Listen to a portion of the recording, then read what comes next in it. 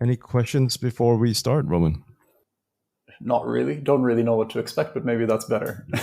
Neither do we. There we go. Fantastic. Here we go. This is Splice. Hey, this is Splice Pink. This is a podcast of quick conversations with people around the global media ecosystem, from media startup founders, journalists, and funders to all the tech, data, and design folks. I'm Alan. And I'm Rishad. Today we're talking to my friend Roman Gautam, the brand new editor of Himal Southasian. So Roman and I actually met a couple of weeks ago at the Himal Media Mela conference in Kathmandu, and we sat down and had a catch up. Roman, this is actually a return to Himal for you, right? And yes, it is. You described me as the brand new editor. I've actually been in the job now, I think, for 6 months as editor at Himal. So maybe not quite brand new. I got my start in journalism working as an editor at Himal back when it was still based in Kathmandu, which was Himal's first and original home. And then I stepped away from Himal. I spent 9 years at the Caravan magazine in Delhi. And now I've come back to Himal to lead the magazine into hopefully a brave new future. So yeah, that's full circle for me. So when you were first approached for this role, what was going through your head? What were you most excited about? A lot of the things that I've seen in the media, and I think specifically the South Asian media, I shouldn't speak about anything beyond that. It's really the media here that I'm familiar with. I mean, of course, Himal has really an incredible legacy. It's 35 years old. It started out as a magazine of the Himalayas based in Kathmandu. And at some point, the founding editor and others on the team, the founding editor being Kanak Mani Dixit, they decided that what was really necessary, I mean, Himal was already a trans-border magazine looking at the Himalayas as a region. And especially through, into the 90s, as more and more of the politics and rhetoric and everything else in the region, and even the media started to behave in much more nationalistic ways. The idea was that we needed something that really talks across those borders and talks to people as neighbors, as South Asians, rather than as, Pakistanis writing about Pakistan, and oftentimes with a particular kind of nationalist lens on the region's politics, or this very zero-sum kind of thinking that pervades a lot of the strategic thinking. You were seeing a lot of that, and you still see a lot of that bleeding into the media. So Himal, in a way, that's really the legacy. That's what it's been doing for all this time. And of course, that for me, I'm from Kathmandu. I've worked in Delhi for a long time. I think a lot of that really hit the right chord. And, again, having spent time outside of Nepal, even when I was studying in the West, you do see a lot of this kind of understanding and solidarity with, friends from Bangladesh and Bhutan and India and Pakistan and Sri Lanka. And then you come back here and you see all these rigid borders where suddenly those same kinds of connections are just cut off. So of course, there's this legacy and the motive idea behind Himal, which is exciting and was exciting when I was approached. But beyond that, also just the chance to keep doing independent media, or to hopefully expand what independent media can do in the region, because I'm sure you guys know, I mean, it's a global crisis of independent media in many ways, but in South Asia, I think it's especially severe.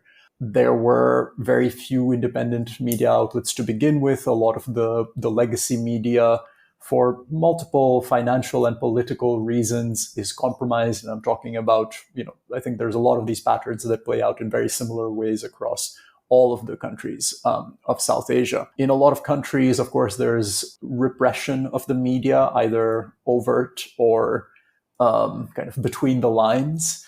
So the need for independent media, and again, something that Himal has been doing for decades, I think has only grown as a lot of those even legacy publications that we're doing, dispassionate maybe is the word, media coverage of governments and events in the region and in the individual countries have have stopped doing that as much as they used to, even though, there's an argument to be made as to how much they were doing the job right to begin with. The thing that has always excited us at Splice about Himal is that you have a very specific point of view as a group around what it means to actually be South Asian.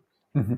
In fact, you seek to spell the word differently, and that kind of point of view is rare and refreshing. So I want to ask you a question around what the space is that Himal Southasian occupies currently for its audiences. Absolutely. We spell South Asia as one word. So Himal Southasian is not 3 words, Himal South Asian. It's 2 words, Himal, second word South Asian. Funny enough that you say space, because what we've done is kind of done away with that space in between the South and the Asian. I think, the thinking, and this is something that I have gladly inherited from people who came before me at Himal, is that we're trying to create a different definition of regionalism. And, we talk about the South Asian sensibility, a particular way of looking at the region, because even 2-word South Asianism, South Asia, we have SARC, the South Asian Association for Regional Cooperation, something like ASEAN, but for South Asia, though, that might be an imperfect comparison, because I think the 2 organizations have worked differently and have been able to achieve very different things. SARC, by and large, I think has been a disappointment to very many people in the region. I think regionalism on that kind of nation-state to nation-state level, I think has left a lot to be desired. I don't think there's been anywhere near enough cooperation, anywhere near enough ways to look for and to achieve prosperity together, whether that's through diplomacy, trade, just not fighting each other. I think our South Asia is something that's much closer to the ground, so to speak, something that thinks of things as from a kind of citizen to citizen perspective. I think that also has always looked closely at civil society and its power. I mean, it is limited power, given the way that our political systems and societies work. But still, it's doing, I think, a lot more in some ways to promote harmony and cross-border connection and a shared sense of purpose and history than this nation-state to nation-state kind of regionalism has been able to. So that's really where we're coming from. When we talk about the South Asian sensibility, we're also talking about going beyond the capitals, not just looking at it as Delhi, Colombo, Dhaka, etc.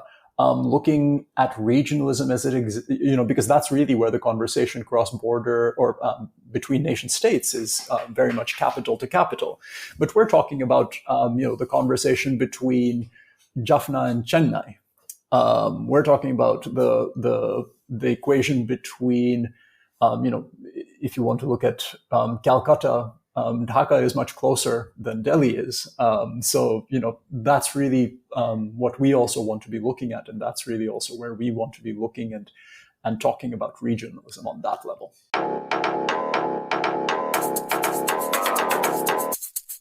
I'm intrigued by your experience. 9 years at the Caravan must have, given you tremendous knowledge about how to run a small media operation, right? Mm-hmm. What are some of the ideas that you're bringing over from the Caravan that you think would be useful in this setup?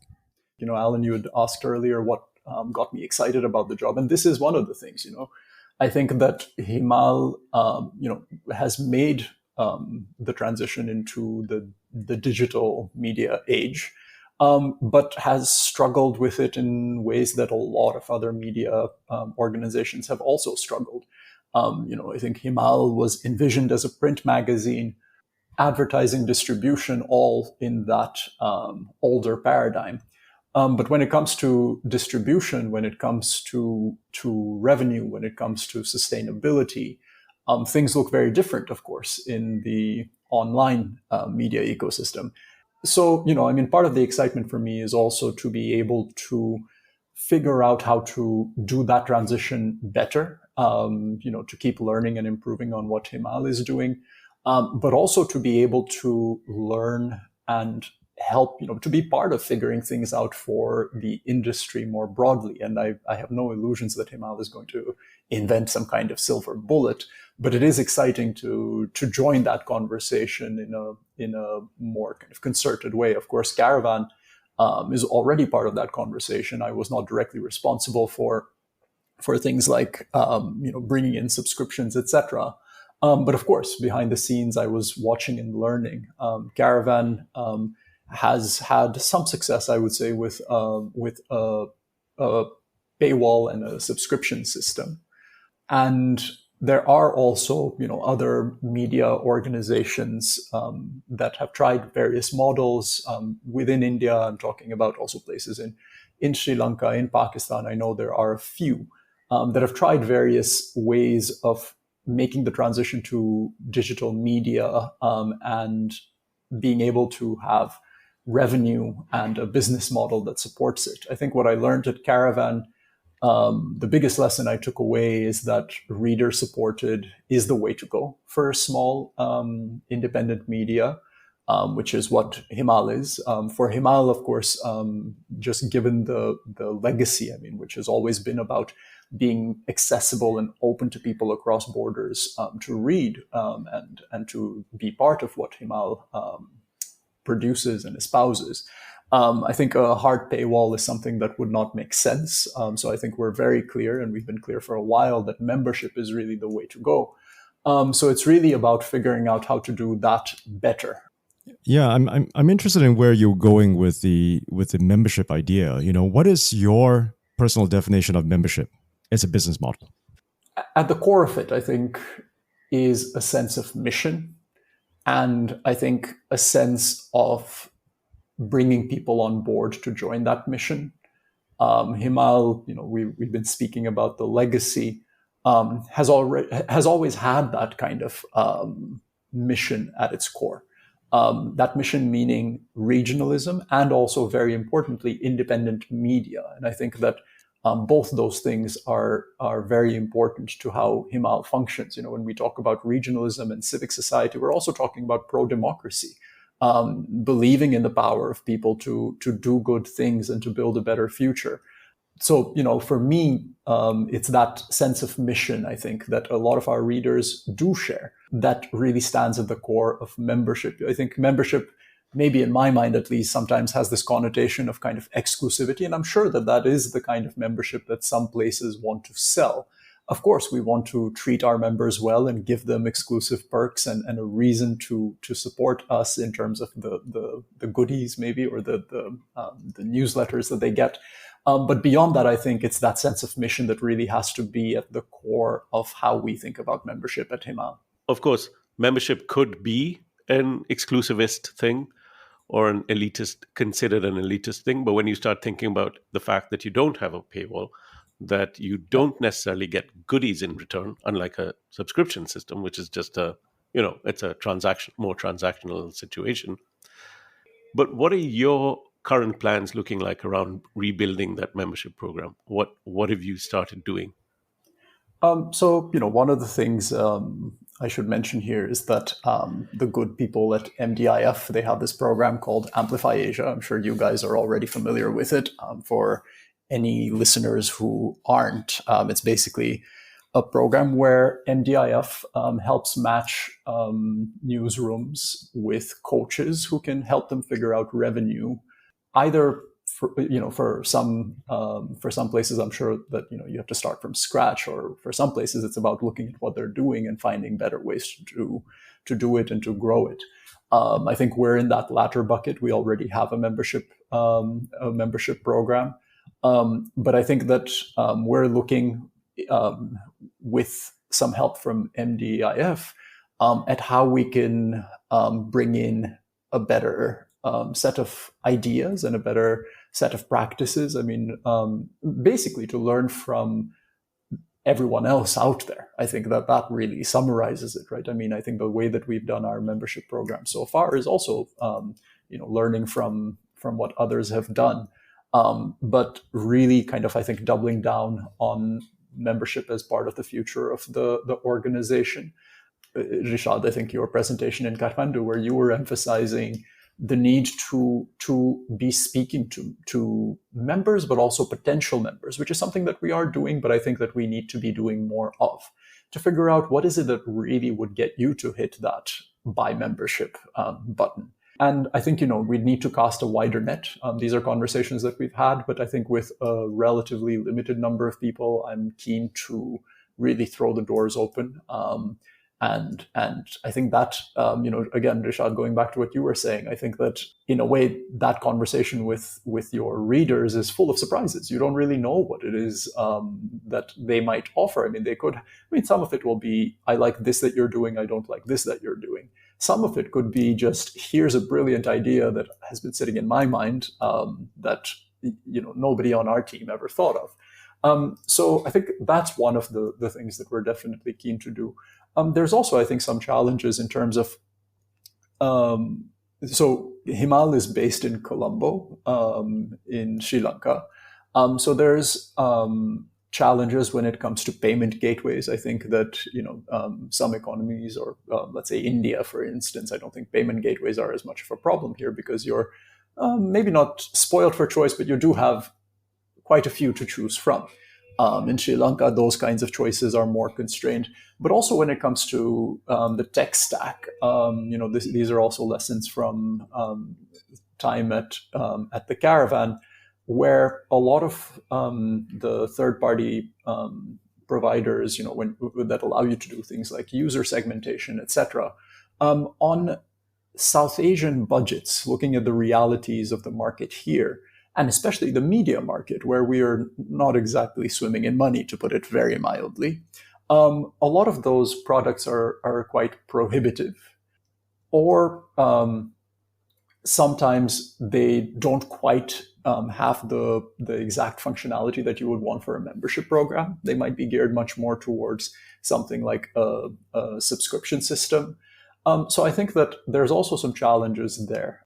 So when you think about going to the audience and talking to them and asking them questions, what is the one question that you feel you need to ask that has never been asked before at Himal Southasian? Oh, I've not thought of that. And I don't know if I have an immediate answer. I think that, I do have a sense of the questions that have been asked in the past, but I don't think I have an exhaustive sense. So, that's a bit of a handicap. Maybe one way to think about that is what do you not know that you need to know for the next 6 months? I think that what we need to know more than anything else is what's the one thing that we can do that would really get you to click on that become a member button. Because I think we've asked that question of some people, but I think that we need to ask it of more people, and we need a wider set of answers. I think in many ways, maybe the sample size is where I think we need to change what we're doing. And again, I don't expect a single magical answer to come, but I think a better sense of what really moves people. I mean, I think that the things I've been telling you about the mission and how that moves our readers, a lot of committed supporters of Himal. This is information and an understanding that we've developed probably anecdotally more than anything else. I am going to be looking at better ways to gather that kind of feedback. And Rishad, again, thinking back to your presentation in Kathmandu, I might be asking you for a few pointers on how to do that. So I think, Alan, the more important question in my mind is, what's the best way to ask? Because the answers that I get back and that we as an organization get back from all of our readers and supporters, I'm sure will be very varied, and all of them will be very welcome. But I think finding a better way to ask, and a better way through that asking to connect, to get better answers, more candid answers, more insightful answers that we can then act on, is probably what I'm most excited about. Sometimes it's about figuring out what problem you're solving for your audience before you get to what problem you can solve for a larger audience. Part of what we do as Splice is we set up conversations with media organizations and their audiences, and we're constantly blown away by the answers, because the answers are not just, here's what we want from media, which is rarely the question you want to ask. It's usually it ends up redefining what you think of your media business. Mm-hmm. And that is a weird and wonderful space to be in, to hear your audience saying that to you. Yeah, listen, thank you, Roman. Thank you for hanging out with us. We're going to wrap this episode of Splice Pink. If you like our conversations with people across the media ecosystem and you want more, please subscribe. And better yet, share this with someone. Get in touch. We're on splicemedia.com. Thank you, guys. Yeah, man. Thanks for doing that.